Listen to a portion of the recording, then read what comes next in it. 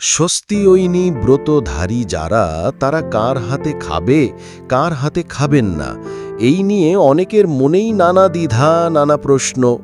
অনেক স্বস্তিয়িনী ব্রতধারীরা আমিষভোজীদের ছায়ার ধারে বসে খেতেও অনিচ্ছুক, এই বুঝি পাপ হয়ে গেল। অনেকেই 1 মাস পূর্বে স্বস্তিয়িনী ব্রত গ্রহণ করার আগে মাছ মাংস খেতেন নিয়মিত। বর্তমানে স্বস্তিয়িনী ব্রতধারী হওয়ার পর কিছুদিন যেতে না যেতেই মাছের বাজারের কাজ দিয়ে যাওয়ার সময় নাক মুখ রুমাল দিয়ে চেপে ধরে দ্রুত হন হন করে পার হয়ে যান। মাছের গন্ধে নাকি উনাদের সাংঘাতিক অসুবিধা হয়। অনেকেই সৎসঙ্গে গিয়ে স্বস্তিয়িনী ব্রতধারী নন এমন গুরু ভাই ও মায়েদের সাথে এক পংক্তিতে বসে খেতে বিব্রত বোধ করেন। কেউ কেউ সারাক্ষণ আতঙ্কে থাকেন, এই বুঝি নিরামিষ কড়াইটি আমিষ কড়াইয়ের সাথে একটু ছোঁয়া লেগেই দূষিত হয়ে গেল। স্বস্তিয়িনী নেওয়ার সাথে সাথে অনেকের রান্নাঘরের পুরানো বাসন ও পুরানো উনুন পাল্টে নতুন কিনে ফেলেন, যেন পুরানো বাসন ও উনুন ভালো করে ধুলেও আমিষের প্রচণ্ড ক্ষতিকারক বিষ লেগে থাকবে তাতে। কেউ কেউ আত্মীয় স্বজনের বাড়ি গিয়ে 1 কাপ চা পান করতেও ভয় পান, এই বুঝি স্বস্তিয়িনী ভঙ্গ হয়ে গেল। কেউ কেউ শুচিবাইগ্রস্ত হয়ে পড়েন।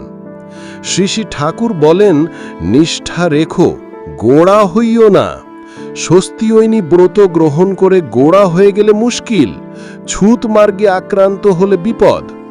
স্বস্তিয়িনী ব্রত গ্রহণ করি আমরা একটা স্বাভাবিক সুস্থ জীবনের অধিকারী হওয়ার জন্য, বিশেষ কোনো উচ্চ শ্রেণীভুক্ত ও বিশেষ মর্যাদার পাত্র হওয়ার জন্য নয়।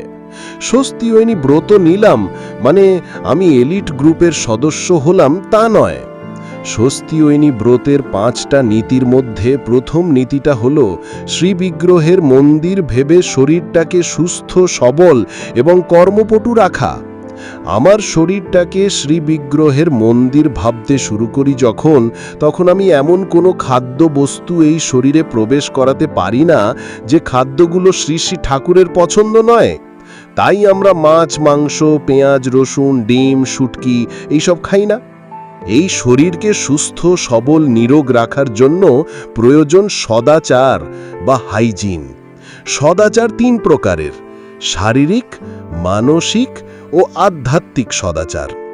1942 সালের 8ই সেপ্টেম্বর শ্রী শ্রী ঠাকুর শারীরিক সদাচার সম্বন্ধীয় কতকগুলি নির্দেশ দিয়েছিলেন, যেগুলি সমগ্র মানবজাতির জন্য অবশ্য পালনীয়। সে দীক্ষিত হোক আর অদীক্ষিত, সে স্বস্তিয়িনী ব্রত গ্রহণ করুক আর নাই করুক। 1 নম্বর, প্রস্রাব করে জল নেওয়া।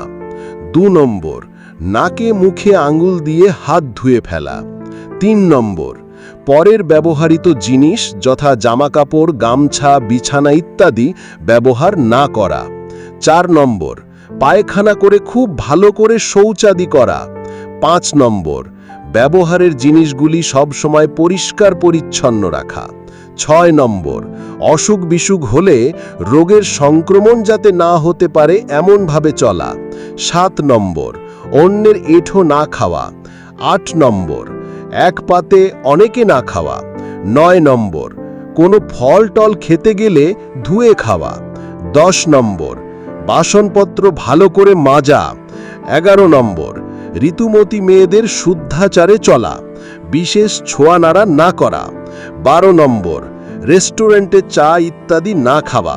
13 নম্বর, দোকানের খাবার যথাসম্ভব বাদ দিয়ে চলা। 14 নম্বর, বাইরে থেকে এসে হাত পা ধুয়ে ঘরে প্রবেশ করা। 15 নম্বর, বাসি কাপড়ে খাদ্যদ্রব্যাদি স্পর্শ না করা, রান্নাঘরে না ঝোঁকা। 16 নম্বর, আলগা করে জল খাওয়া।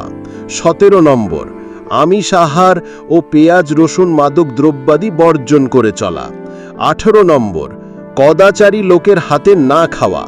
19 নম্বর, মাঝে মাঝে উপবাস করা। 20 নম্বর, কিছু খেতে গেলে হাত পা মুখ ধুয়ে খাওয়া। 21 নম্বর, আলো হাওয়া ও মাটির সংস্রহ বজায় রেখে চলা। 22 নম্বর, স্নানাদি ঠিক মতো করা। 23 নম্বর, পরিমিত আহার বিহার শ্রম নিদ্রা ও বিশ্রাম নিয়ে চলা। 24 নম্বর, পারিপার্শ্বিককে সদাচারী করে তোলা। 25 নম্বর, সবার সঙ্গে শুভ সঙ্গতি নিয়ে চলা। ২৬ নম্বর, নিজে স্ফূর্তিযুক্ত থাকা, মানুষ যাতে স্ফূর্তিযুক্ত থাকে তাই করা। ২৭ নম্বর, বৈশিষ্ট্য অনুযায়ী যার শরীর মন যাতে সুস্থ ও প্রসন্ন থাকে তার তা পালন করে চলা উচিত। তিনি এই নির্দেশাদি দিয়ে বললেন, মোটামুটি এইগুলি যদি ঠিক রাখা যায় তাহলে অনেকখানি হয়। আমি নিজেই সদাচার পালন করে চললেই হবে না, যিনি আমার খাদ্য প্রস্তুত করছেন, যিনি পরিবেশন করছেন তিনিও সদাচারী হতে হবে। তা না হলে অসদাচারী লোকের হাতে পরিবেশিত খাদ্যে আমিও নানা রোগে আক্রান্ত হতে পারি। তাই যাকে আমি চিনি না, জানি না, যার সদাচারী আচরণ সম্পর্কে আমার ধারণা নেই, তার হাতে না খাওয়াই মঙ্গল। আমরা বিশ্বাস করি যারা স্বস্তিয়নী ব্রতধারী তারা শ্রী শ্রী ঠাকুরের প্রতি সমর্পিত এবং তারা সদাচার বিধিগুলি পালন করেন। তাই স্বস্তিয়নী ব্রতধারীদের হাতে আমরা খাই। কিন্তু কখনো যদি লক্ষ্য করি কোনো স্বস্তিয়নী ব্রতধারী ব্যক্তি সদাচারী নন, তবে তার হাতেও খাবো না। তিনি যদি পাঞ্জাদারি কর্মীও হন তবুও না। যদি কোনো অদীক্ষিত ব্যক্তিও সদাচারী হন, তার হাতে অন্নজল গ্রহণ করতে অসুবিধা কি? আমার মা, বউ, বোন, কন্যা তারা যদি স্বস্তিয়নী ব্রতধারী নাও হন, কিন্তু যদি তাদের সদাচারী আচরণ সম্পর্কে আমি নিশ্চিত থাকি, তবে অবশ্যই তাদের হাতে অন্নজল গ্রহণ করতে পারি। সদাচারী না হলে স্ত্রীর হাতেও অন্নজল গ্রহণ করা উচিত নয়। শারীরিক সদাচারের পাশাপাশি মানসিক সদাচারও অত্যন্ত গুরুত্বপূর্ণ। শাস্ত্রে আছে, অন্নবাহী মন।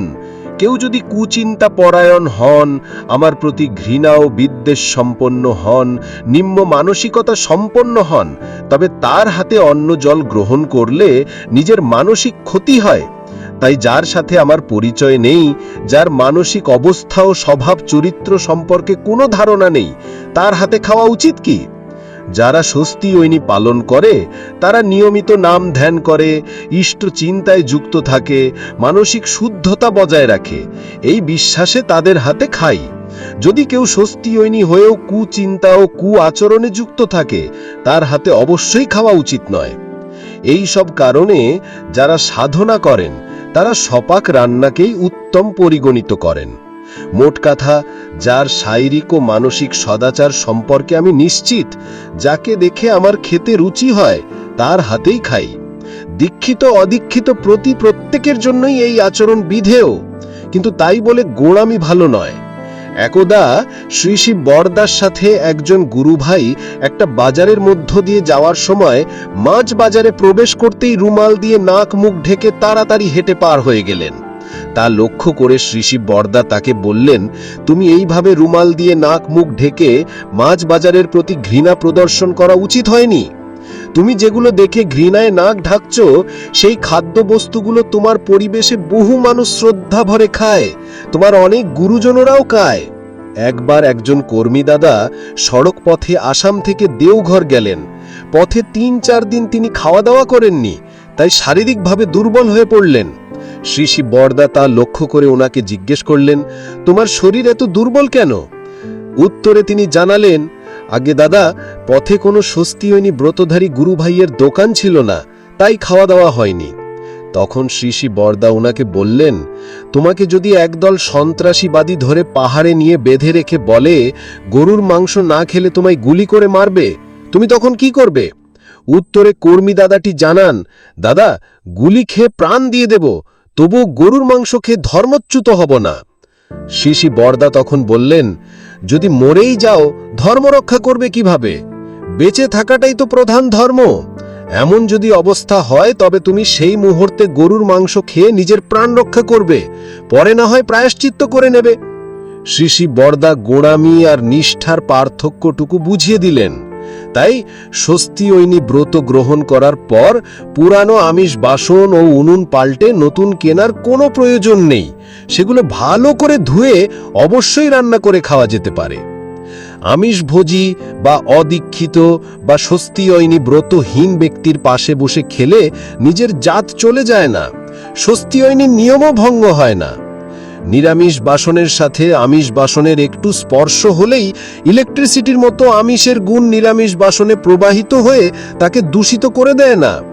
স্বস্তিয়নী ব্রত নিলে কারও জাত উন্নত হয় না।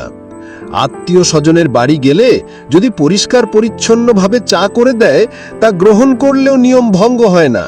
স্বস্তিয়নী ব্রত নেওয়া মানে পৃথক সমাজভুক্ত হয়ে যাওয়া নয়, সাধারণ মানুষ থেকে নিজেকে পৃথক করে রাখা নয়। স্বস্তিয়নী ব্রতধারী মানেই কোনো বিপ্রের হাতের রান্না নিশ্চিন্তে গ্রহণ করা যাবে তা নয়। সেই বিপ্র যদি সদাচারীহীন হয়, যদি নেশাগ্রস্ত হয়, মানসিকভাবে অসদাচারী হয়, তবে তার হাতে রান্না কারো পক্ষেই গ্রহণীয় নয়। তাই অজানা অচেনা বিপ্রের হাতে অন্নজল না করাই ভালো। আবার শূদ্র যদি সদাচারী হয়, তবে তার হাতে অন্নজন গ্রহণীয়। স্বস্তিয়নী কখন ভঙ্গ হয়? যদি কেউ ইচ্ছে করে মাছ মাংস পেঁয়াজ রসুন খাওয়া শুরু করে, কেউ যদি ইচ্ছে করে স্বস্তিয়নীর অর্ঘ্য নিবেদন বন্ধ করে দেয়, তবেই স্বস্তিয়নী ব্রত ভঙ্গ হয়েছে বোঝা যাবে।